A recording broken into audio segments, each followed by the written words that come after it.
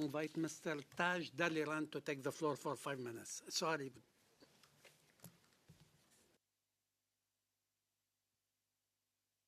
Honorable members of the committee, thank you for the opportunity to speak today.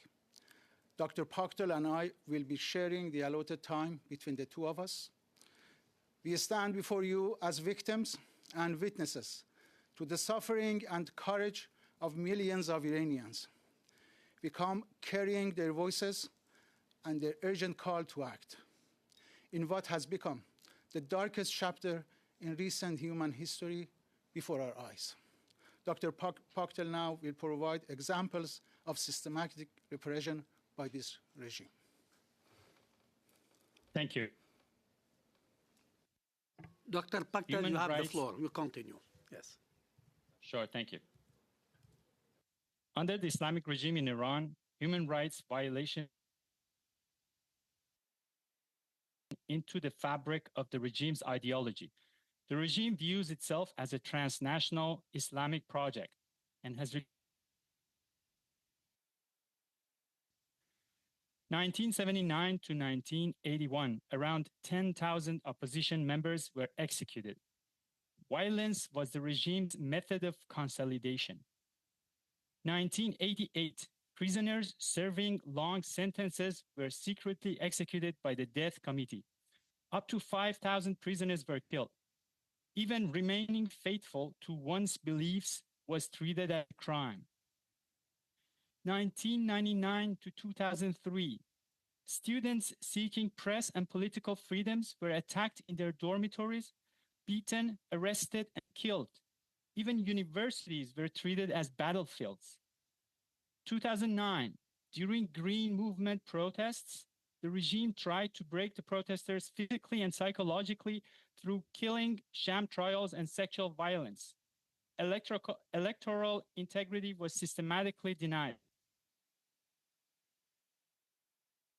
Shut down, and demonstrators protesting the sudden spike in fuel prices were gunned down across 1,500. Even peaceful assembly was criminalized. 2020, IRGC shut down people, including dozens of Canadians. People gathered to mourn were met with repression. Even grief was treated as a threat. 2021 to 22, protests after access to water had been routinely cut off were met with live ammunition and mass arrests.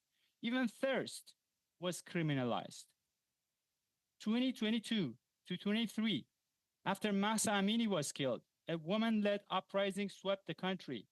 The response was internet blackout and use of lethal force, killing around 500 people.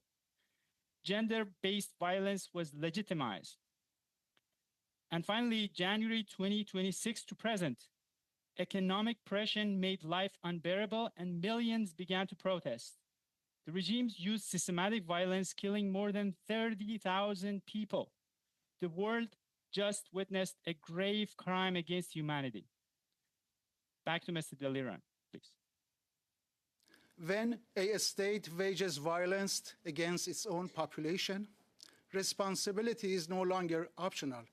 It is a necessity.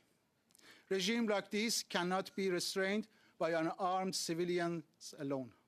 In such conditions, protecting them won't be resolved by diplomacy and sanctions. It needs collective intervention. We therefore urge the Canadian government to, first, explicitly recognize the crimes of the Islamic regime constitute mass atrocity crime under the R2P framework.